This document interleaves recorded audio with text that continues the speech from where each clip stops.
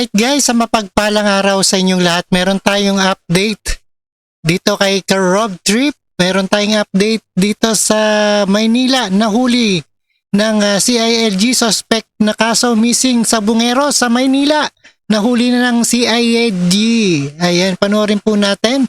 At ito ay isang reaction video ni Rob Trip. And no other further ado, let's do this. Regional Field Unit 4A Chief Police Colonel Jack Malinaw. Nagpalipat-lipat ang mga ito ng lugar hanggang sa maaresto sa isang safe house sa Parañaque kahapon ng hapon.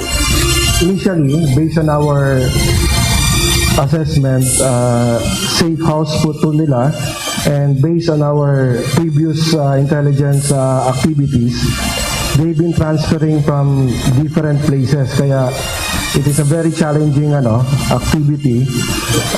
That's why nagkaroon kami ng break. We were able to have a establish talaga kung saan sila just 3 days ago, no? Kaya natunto namin. So a lot of confirmatory activities ang ginagawa namin.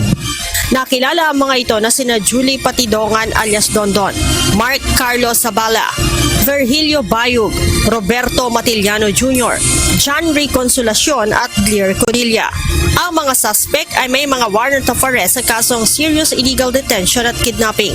Ang mga ito ang responsable sa pagkawala ng mga sabungero na sina James Bakay, Marlon Bakay, Rondel Cristorum, Mark Joseph Velasco, John Venson Inunog at Ruel Gomez.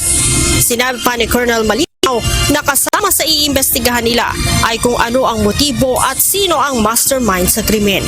May panawagan naman si Chief PNP, Police General Benjamin Acorda Jr. sa ibang mga witnesses. Well, I hope that with the arrest of these suspects, those who were reportedly nag-back out as a witness may be convinced or reconsider the position.